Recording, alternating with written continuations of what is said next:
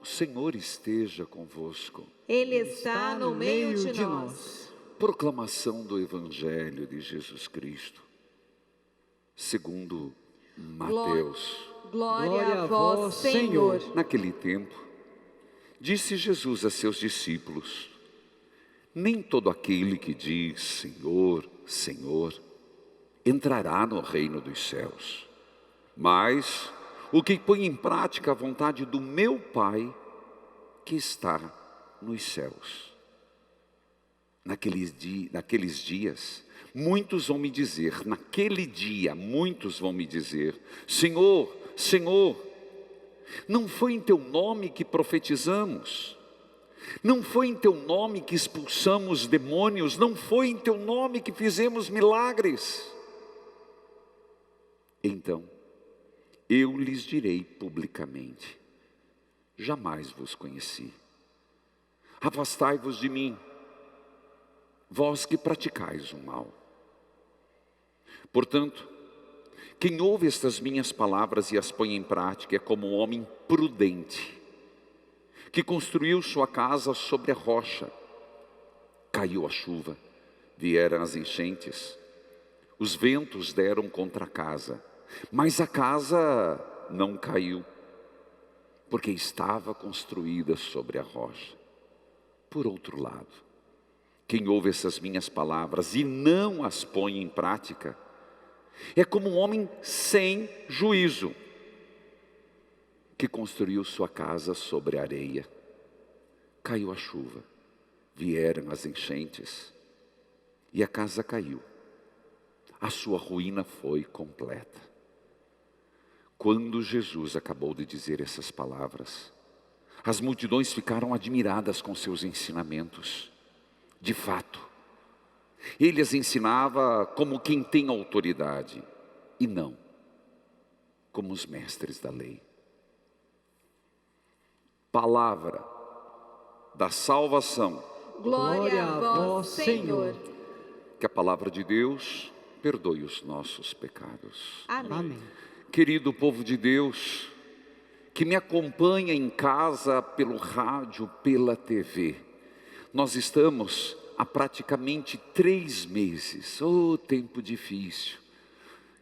Eu sei, algumas dioceses estão abrindo para o povo de Deus participar de forma reduzida, nós já passamos por essa etapa, mas as circunstâncias de Curitiba, do Paraná, pelo menos Curitiba e região metropolitana, nos levou a seguir as autoridades sanitárias e termos as missas de novo privativas, reservadas. Mas graças a Deus, graças a você, querido colaborador, pela TV Evangelizar, inúmeras rádios irmãs, que inclusive não transmitiam essa missa diária, estão transmitindo, nós estamos evangelizando em casa. E vamos continuar. Sempre estamos, sempre, mas de modo particular nesta pandemia. E querido povo de Deus, nós estamos há poucos dias, passos de celebrar as 24 horas. E hoje você ouviu no rádio uma senhora que testemunhava que nas 24 horas do ano passado recebeu uma graça muito grande para a filha. Não estava aqui, participou onde estava. De onde ela era? Votuporanga. E recebeu a cura da filha de uma leucemia. Dia 23, dia 24, ela veio aqui no santuário. E de joelhos, com problemas nos joelhos, subiu 2 vezes a rampa, pagando uma promessa e dizendo: nós vamos acompanhar. E com certeza este ano, 15º ano, pensávamos diferente, mas quis Deus, mas nós não vamos deixar de celebrar com fervor, com amor, as 24 horas de oração. Então se programe, sábado a partir das 19, estamos juntos, ligados, rezando, intercedendo, louvando, agradecendo. E hoje, nessa já perspectiva, 11º dia de uma trezena do Sagrado Coração. O evangelho de hoje, Jesus pega pesado. Pega. Jesus, o manso e humilde de coração. Eu sempre, ou inclusive ontem eu preguei, algumas vezes tenho falado sobre o sentido da mansidão, que nós temos uma visão às vezes equivocada, que é dos fracos, que não é ser enérgico naquilo que acredita. Nosso Senhor era manso de coração, mas na sua mansidão sabia que era preciso corrigir. E ele fala com autoridade. Autoridade quer dizer com consciência. Ele fala de forma de vida, diferente dos mestres da lei. E o que ele fala? O que é que causou espanto no povo? Porque Jesus fala, não adianta seus lábios ficar Senhor, Senhor, Senhor, amém, aleluia, glória a Deus, amém, aleluia, glória a Deus. Não, só isso não. É preciso dizer sim, Senhor, eu te amo, Senhor, eu te adoro. É preciso dizer diante de Jesus, Senhor, eu me coloco a serviço. Mas essas palavras não podem ser vazias. Essas palavras não podem ser apenas da boca para fora. Elas têm que brotar do coração, ser condizentes com a forma de vida que vivemos. Por isso nosso Senhor conta este fato, que vai chegar o dia. E esse dia é verdade, na consumação dos tempos, é lembrar que na hora da nossa morte já é o dia, mas o dia pleno é quando Jesus voltar para julgar os vivos e os mortos. Nós temos na nossa forma de dizer, um tempo. E nesse dia, cuidado, isso vale para mim como padre, para você. Nós estamos, como eu disse, no tempo comum, aprendendo com Jesus. Nós estamos nessa escola do coração de Jesus. E Jesus disse que muitos vão dizer assim, Senhor, Senhor. Nem todos os que dizem Senhor entrarão no reino dos céus, mas só aqueles que põem em prática, que vivem com dificuldade, é verdade. Não é fácil seguir o Senhor, mas isso eu não estou dizendo para tirar o teu estímulo. Eu só quero dizer que uma queda não pode ser a perda de uma batalha. É uma queda, a batalha é muito maior, mas é levantando e caindo que nós temos que tentar servir esse Senhor, praticar aquilo que o Senhor vive, prática no dia a dia, nas coisas constantes, nas opções, nas decisões, no pensar, no agir. E o Senhor vai dizer, muitos vão até me dizer, Jesus, Senhor, Senhor, não foi em teu nome que profetizamos, Senhor? Eu fico pasmo, porque vai além disso. Não foi em teu nome que expulsamos demônios, lembrando que essa é a missão. Não foi em teu nome que fizemos milagres. Então isso significa que pode acontecer coisas grandiosas sem a motivação de nosso Senhor, sem a prática do bem, sem a busca do bem. E isso não é uma palavra dirigida aos padres, porque você pode estar escutando, não, isso aí é para os padres. Não, meu filho, isso é para todos os que seguem Jesus Cristo.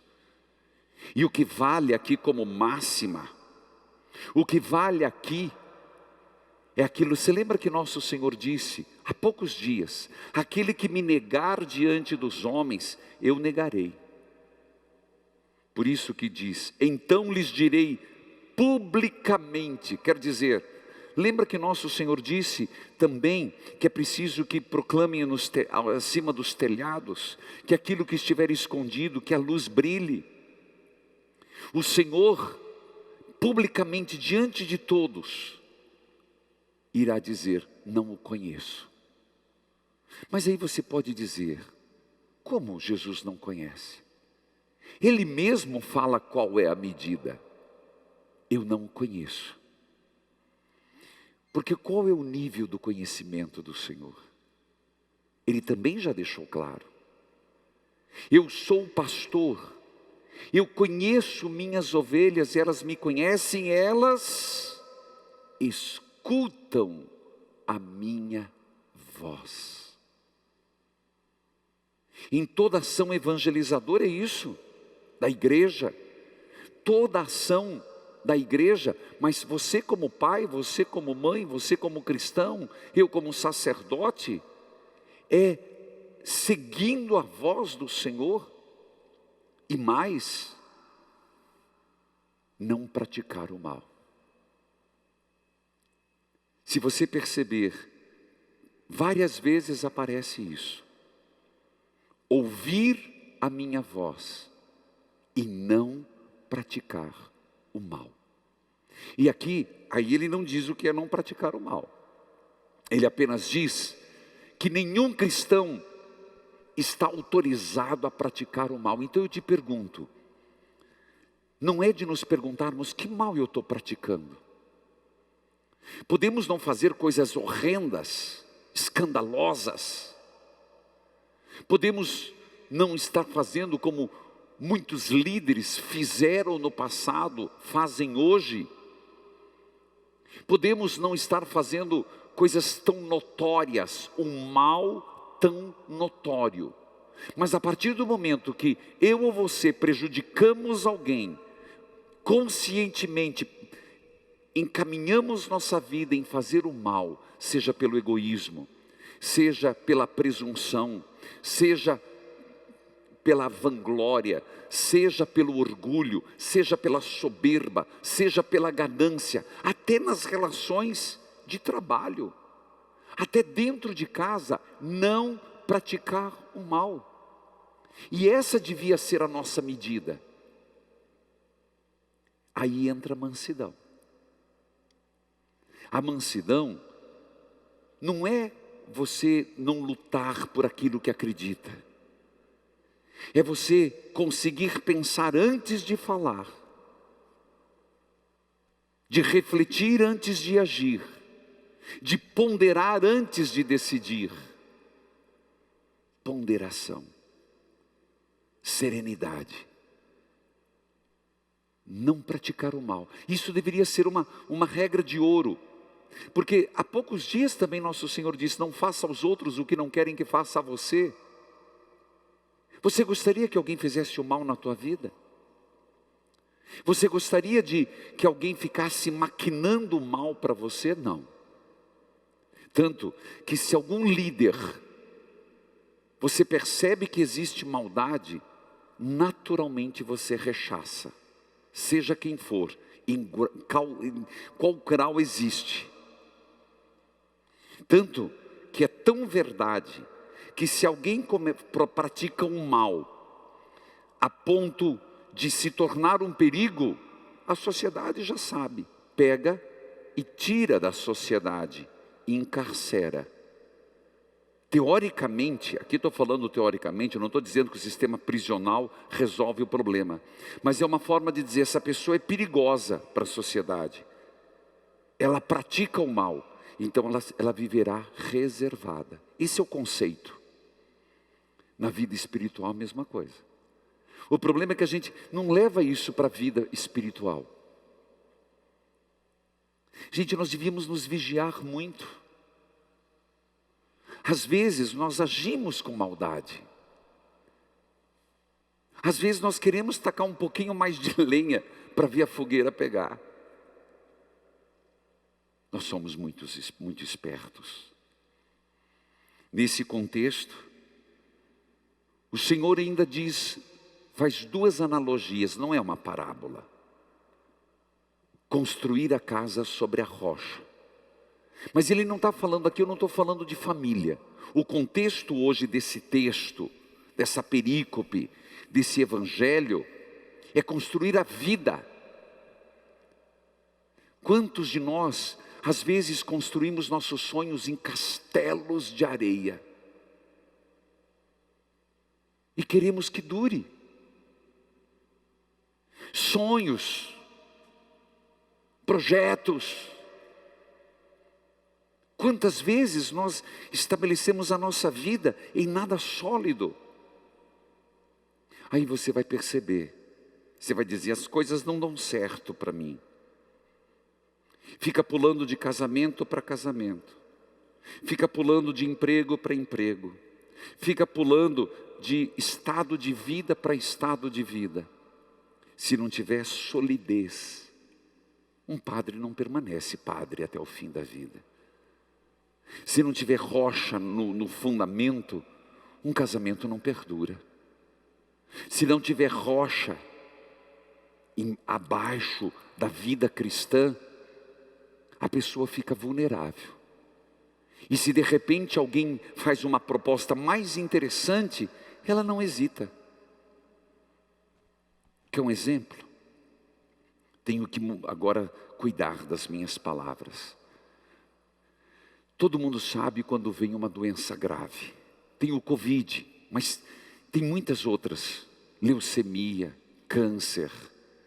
E aí o que acontece? A pessoa que não tem um alicerce em Deus, agora meço as palavras.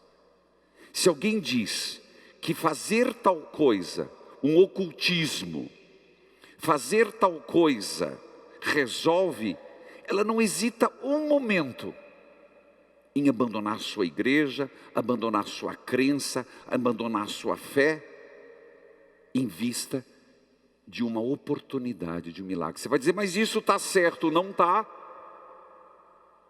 Está certo a pessoa fazer as tentativas e ir no campo da ciência, mas nada que fira a sua fé em Cristo. E isso acontece muito, muito. No campo da doença, que eu acho que é o mais grave, e depois no campo financeiro, que também é tentador. Rocha. Foi assim também que aconteceu na primeira leitura. A primeira leitura é resultado de escolhas erradas do livro dos reis. Joaquim era o rei e foi dito para ele, não faça aliança, confia no Senhor. Não fique fazendo aliança. Eles estavam tentando fazer aliança com o Egito. Os profetas anunciaram, vai dar errado. E eles fizeram. O problema é que o Egito abandonou e disse, abandonamos Israel. Não vamos defender Israel contra Nabucodonosor. E foi quando o profeta jogou várias vezes na cara. Vocês abandonaram o Senhor. Nabucodonosor veio e arrasou. Filhos queridos, essa é a liturgia de hoje. E é em base a essa liturgia que eu quero continuar explicando sobre a missa. Mas uma luz acendeu, porque se você perceber a primeira leitura, fala que Nabucodonosor, um dos maiores impérios, que foi o motivo do segundo exílio, 500 e pouco antes de Cristo, foi que destruiu o templo de Jerusalém, o primeiro templo. Depois o segundo templo foi construído no ano 42 por Herodes o Grande. Então Jesus não viu o primeiro templo, Jesus viu o segundo, o que hoje é apenas o muro das lamentações, destruído no ano 70, construído em 42, destruído em 70. Nabucodonosor o que fez? Ele não só pegou o rei, a rainha mãe, que significa muito, não só pegou os eunucos, pegou os príncipes da cultura e levou embora. Ele entrou no templo de Jerusalém construído por Salomão e destruiu todos os vasos sagrados. Destruiu tudo que era feito para louvar o Senhor, para honrar, para o sacrifício, nos santos dos santos, a arca certamente. Por isso, eu vou falar dos utensílios, porque muita gente não sabe. Mas antes de ir, para quem está acompanhando, há quem goste, quem não goste, mas o que eu faço em consciência. Tem gente que não está gostando dessas explicações, paciência. mas eu faço em consciência, porque eu acredito que se você conhecer a igreja, se você conhecer a nossa igreja, o rito da missa, você vai celebrar melhor. Nós até agora vimos os ritos iniciais. Depois falamos, aqui só estou fazendo memória, não um memorial, uma recordação. Depois falamos da mesa da palavra, que foi aqui. Primeira leitura, segunda leitura, salmo, evangelho. Abre aí, meu filho, é mesa da palavra, quero mostrar a mesa. Isso, que é fixo, mesa. Depois passamos para a mesa eucarística, onde nós falamos sobre, desde a apresentação das oferendas, até o por Cristo, com Cristo, em Cristo. Hoje, nós começamos o rito de comunhão. O rito de comunhão que vem logo depois do amém. E o rito de comunhão, a própria palavra diz, rito, comunhão. Você talvez vai pensar que é o rito para receber a Eucaristia. É sim, mas não é só. Comunhão vem do latim que quer dizer comum, celebração, munus, ofício, missão. Ofício e missão. Portanto, é o ato, e aqui eu vou dizer, o ato de comungar, de manducar. Só para explicar, comer a hóstia, beber o sangue. Isso é uma parte. Mas é também um rito que pela sua natureza expressa a comunhão da igreja. Antes de adentrar, falando dos vasos sagrados, Nabucodonosor, aí, por que eu vou explicar?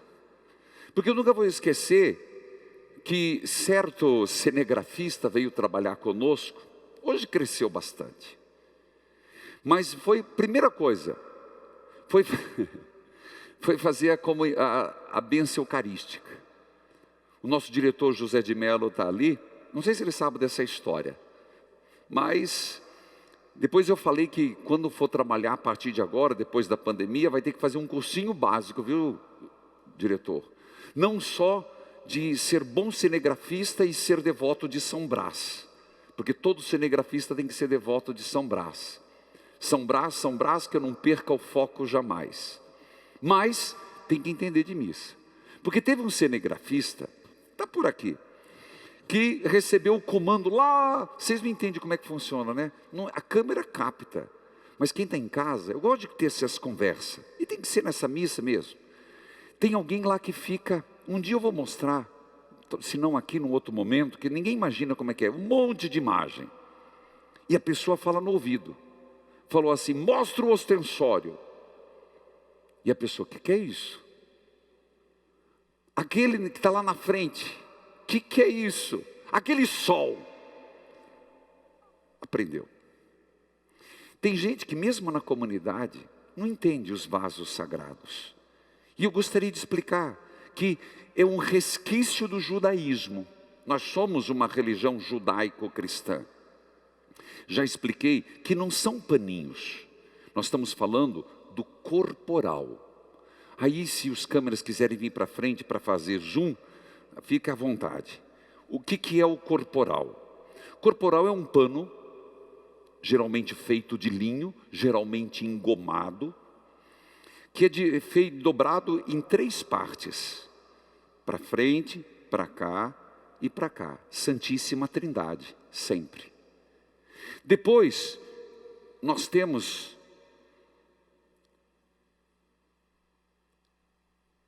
essa pala que protege o cálice, que fica geralmente aqui.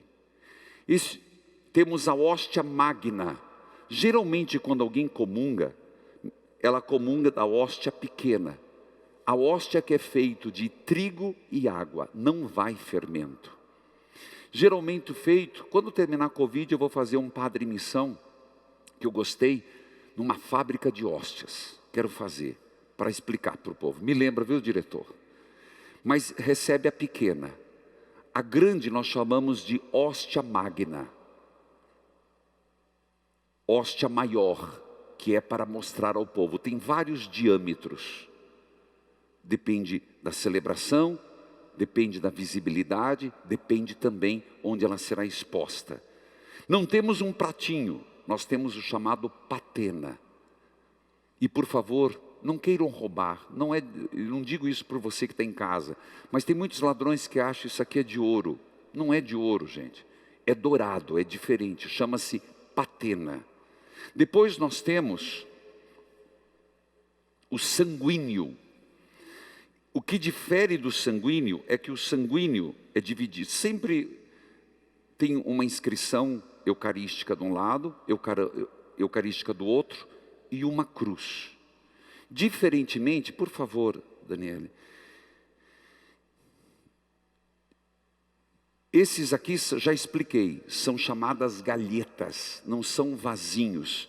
Me traga, por favor, esse aqui, que é o manustejo. O que é manustejo? É onde o padre enxuga a mão. Ele só tem uma cruz num lado. O corporal tem duas. Uma cruz no meio, para lembrar que é usado para purificar o cálice. É lavado diferentemente. Isso aqui chama-se sanguíneo, que é usado para lavar as mãos. Já expliquei. Galheta com vinho e água.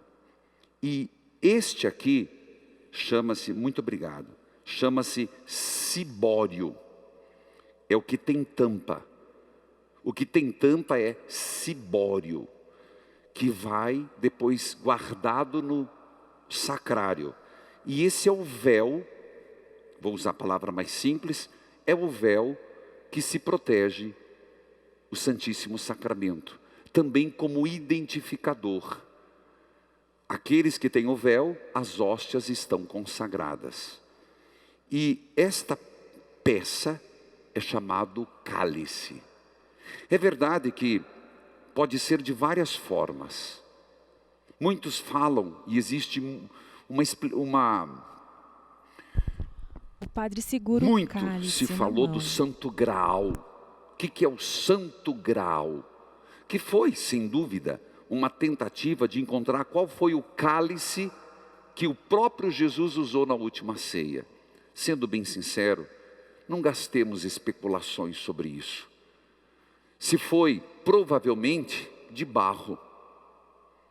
Nós usamos de metais, de material consistente.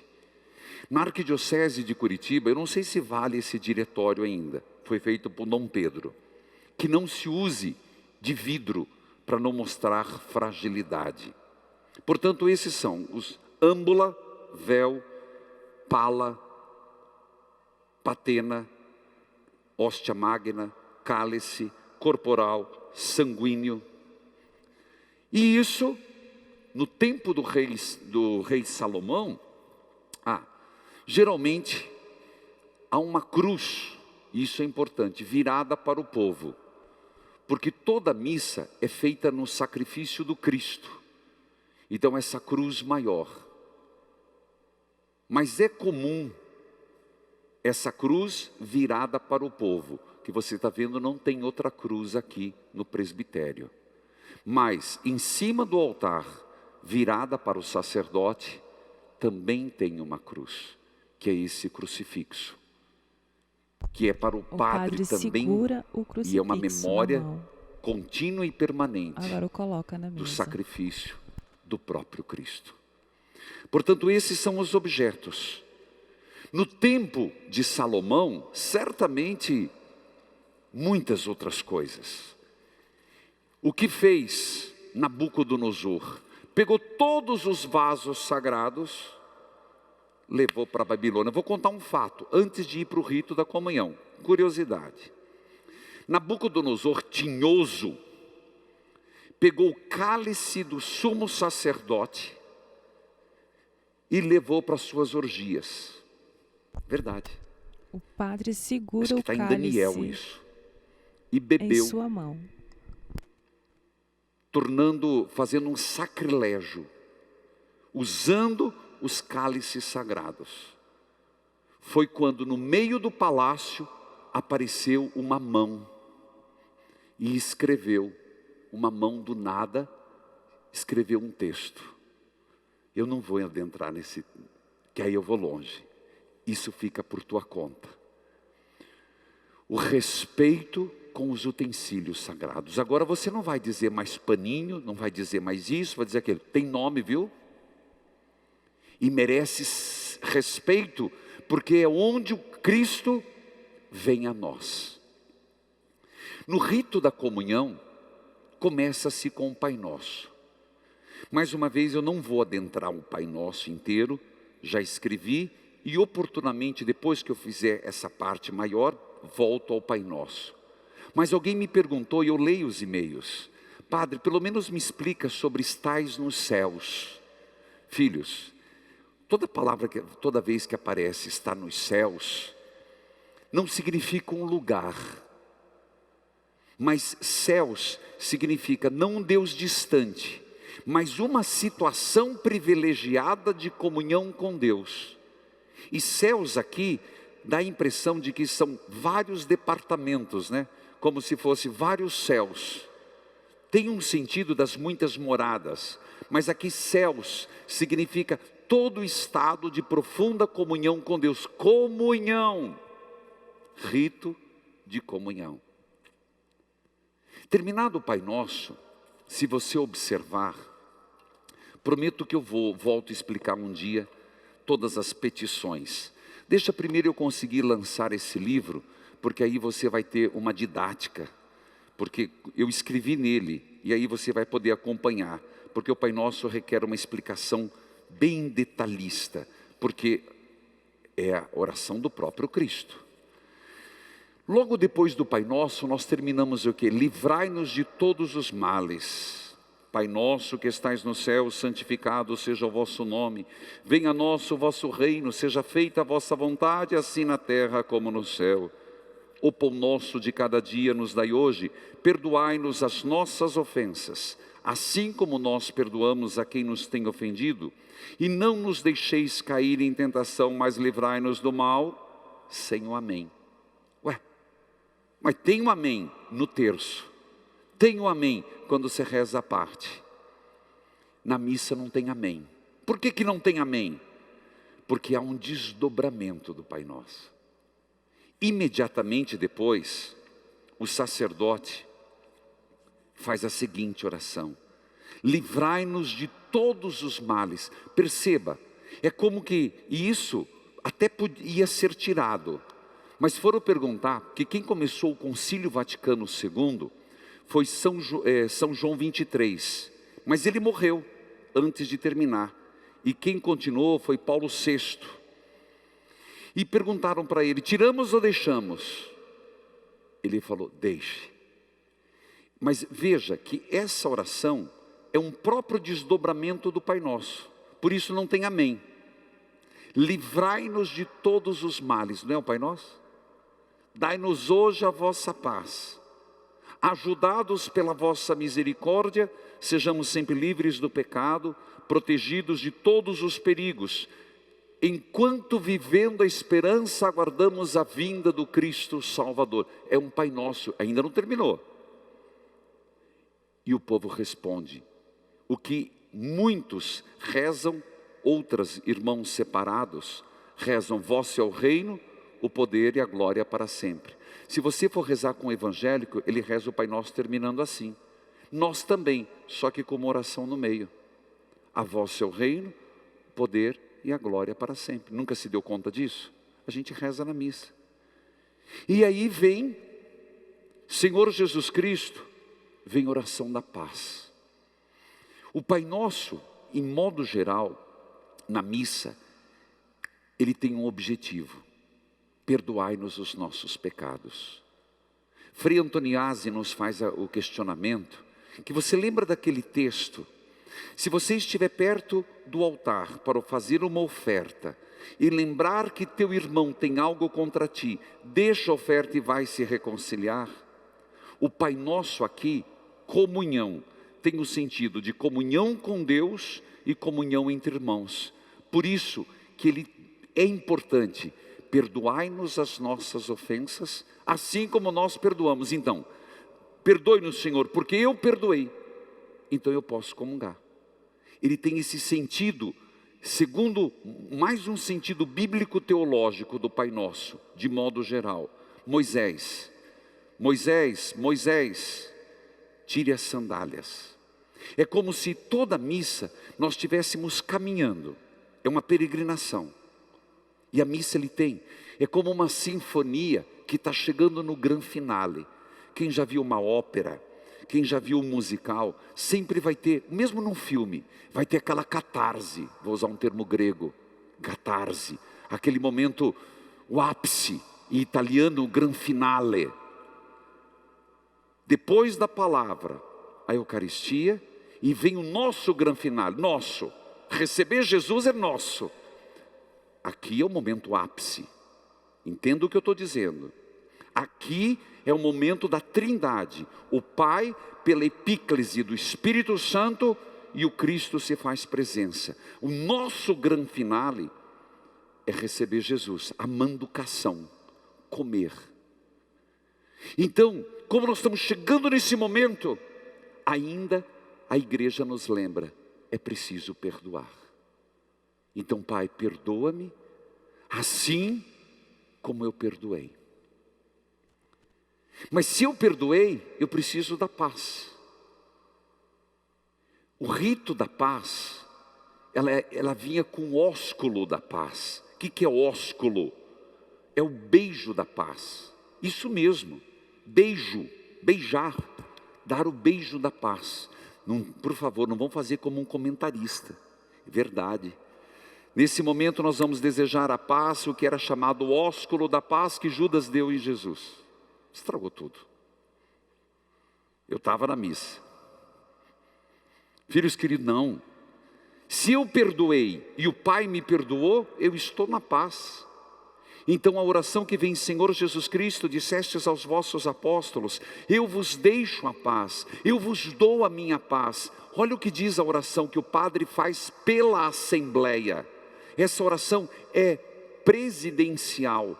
Eu sei que tem comunidades que aqui é um erro, aqui eu posso dizer que é um erro.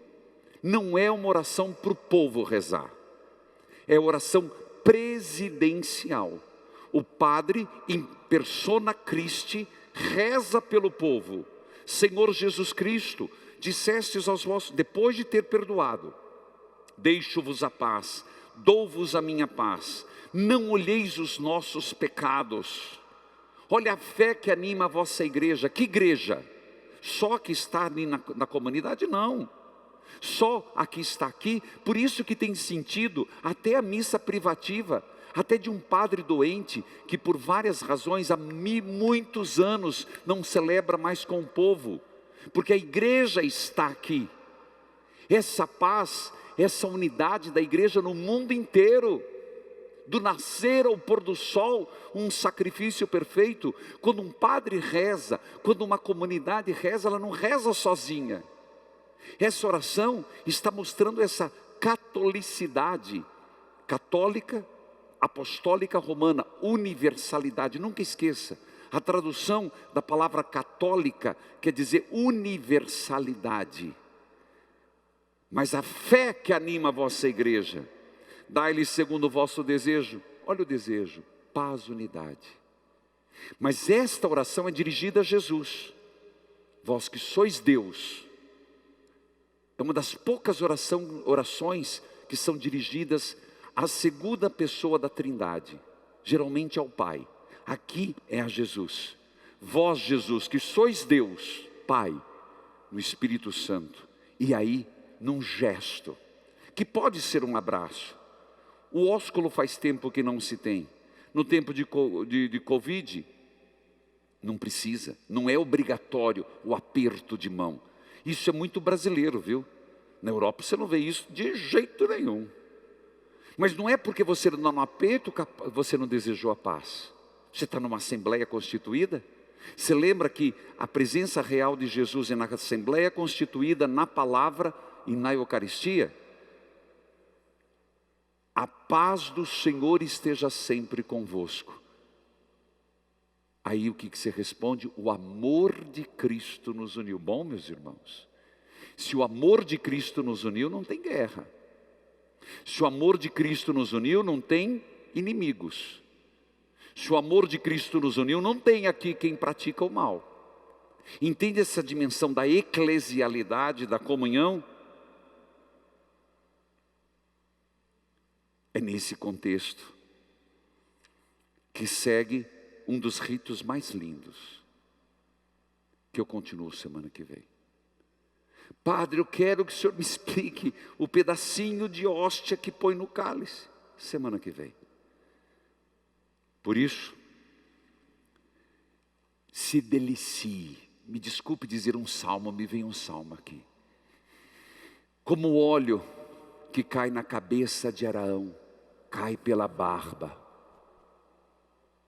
Assim meu desejo por ti.